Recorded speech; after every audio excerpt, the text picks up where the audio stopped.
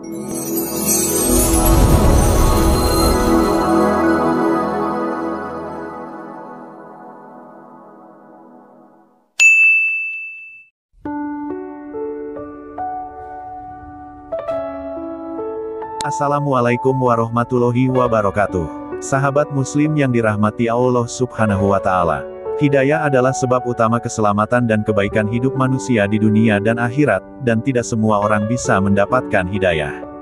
Hidayah adalah bimbingan atau petunjuk yang diberikan oleh Allah Subhanahu wa Ta'ala untuk seseorang, berupa terbukanya hati dan lapangnya dada untuk meyakini kebenaran agama Islam.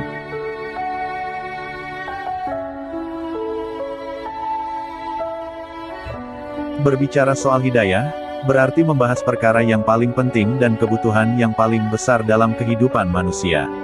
Bagaimana tidak, hidayah adalah sebab utama keselamatan dan kebaikan hidup manusia di dunia dan akhirat. Sehingga, barang siapa yang dimudahkan oleh Allah Subhanahu wa Ta'ala untuk meraihnya, maka sungguh dia telah meraih keberuntungan yang besar dan tidak akan ada seorang pun yang mampu mencelakakannya. Hal tersebut sesuai dengan firman Allah Subhanahu wa Ta'ala dalam Quran Surat Al-A'raf ayat 178 yang artinya, barang siapa yang diberi petunjuk oleh Allah, maka dialah yang mendapat petunjuk dalam semua kebaikan dunia dan akhirat, dan barang siapa yang disesatkan Allah, maka merekalah orang-orang yang merugi dunia dan akhirat. Berikut ini adalah kisah seorang pelaku maksiat yang mendapat hidayah melalui anaknya yang tuli dan bisu. Namun sebelum saya melanjutkan, silahkan Anda like, komen, subscribe, dan bagikan video ini ke sahabat muslim lainnya. Terima kasih.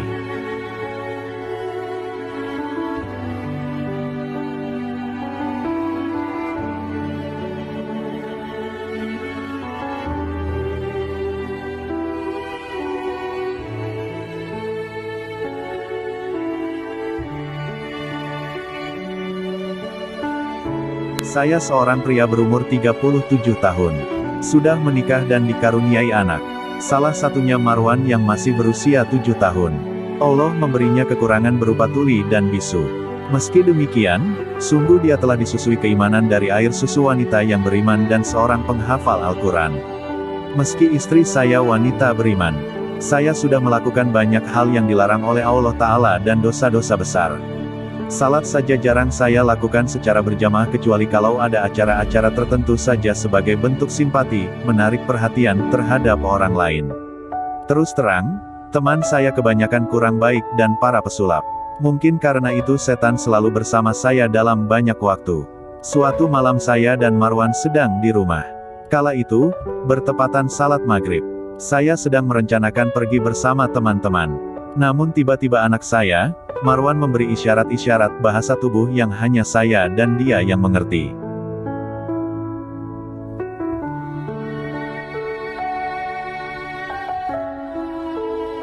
Kira-kira isyaratnya kala itu begini.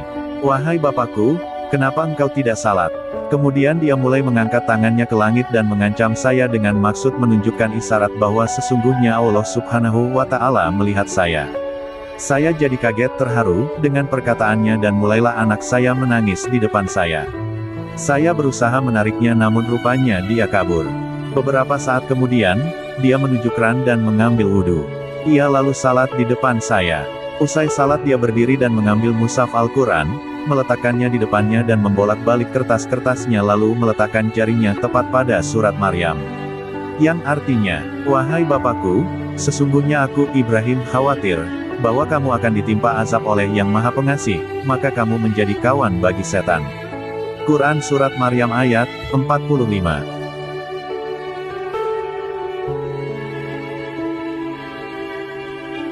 Melihat kejadian itu saya tak kuasa menangis dalam waktu yang cukup lama. Lalu dia berdiri dan menghapus air mata saya sambil tak lupa mencium kepala dan tangan saya sambil berkata dengan isyarat yang kira-kira artinya, salatlah wahai bapakku sebelum kamu diletakkan dalam tanah dan menjadi jaminan azab. Demi Allah yang Maha Besar, saya dalam keadaan bingung, hilang akal dan takut. Sungguh, tidak ada satu orang pun yang mengetahuinya kecuali Allah Subhanahu wa Ta'ala. Maka saya segera menghidupkan lampu-lampu rumah semuanya sambil ia mengikutiku dari kamar ke kamar dengan melihatku penuh keheranan. Tinggalkanlah lampu-lampu itu, mari kita pergi ke masjid, maksudnya Masjid Nabawi yang mulia. Tidak, kita akan pergi ke masjid yang ada di dekat rumah kita saja, begitu kataku. Ia pun masih menolak ajakan saya, karena dia hanya ingin pergi ke Masjid Nabawi. Dan saya akhirnya pergi ke sana meski dalam keadaan takut sekali. Kami masuk ke Raudhoh, sedang saat itu penuh dengan manusia. Tak beberapa lama, dikumandangkanlah iqamah untuk salat Isya. Imam membaca firman Allah, yang artinya, "Wahai orang-orang yang beriman, janganlah kalian mengikuti langkah-langkah setan dan barang siapa mengikuti langkah-langkah setan, maka sesungguhnya dia, setan itu menyuruh perbuatan keji dan munkar. Sekiranya tidaklah karena karunia Allah dan rahmatnya kepadamu sekalian, niscaya tidak seorang pun dari kamu bersih dari perbuatan-perbuatan keji dan munkar itu selama-lamanya, tetapi Allah membersihkan siapa yang dikehendakinya. Dan Allah Maha mendengar lagi Maha mengetahui." Quran Surat An-Nur 21.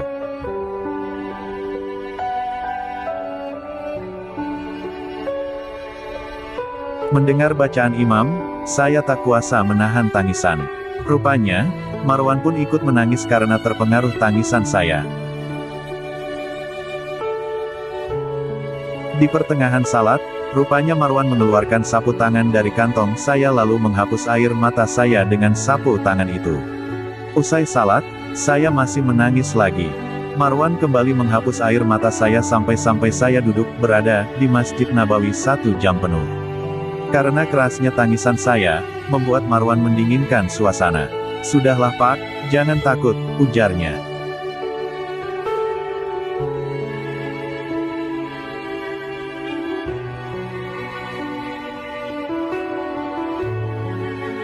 "Sudahlah Pak, jangan takut," ujarnya.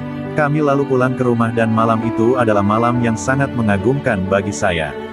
Di mana saya seolah lahir kembali. Tak lama hadirlah istri saya dan anak-anak saya.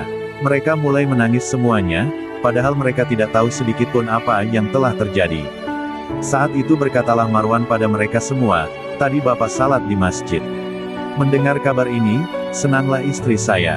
Akhirnya saya menceritakan semua pada istri tentang apa yang terjadi antara saya dan Marwan.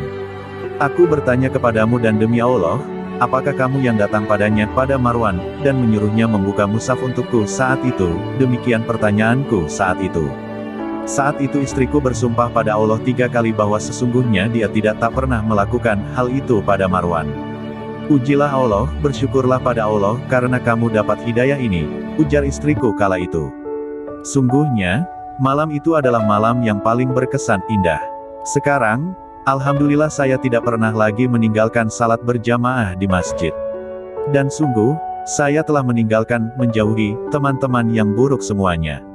Kini saya telah merasakan keimanan sebagaimana saya juga hidup penuh kebahagiaan, kecintaan dan saling menyayangi bersama istri dan anak-anak saya.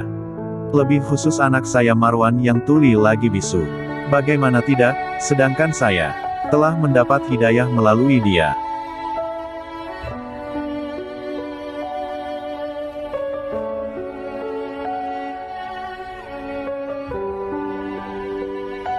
Subhanallah, semoga kita bisa mengambil hikmah dari kisah ini, meningkatkan ketakwaan kita kepada Allah Subhanahu wa Ta'ala. Amin ya Robbal 'Alamin. Sampai jumpa di kisah selanjutnya. Jangan lupa komen, like, and subscribe. Juga bagikan kisah ini ke sahabat muslim lainnya. Terima kasih. Wassalamualaikum warahmatullahi wabarakatuh.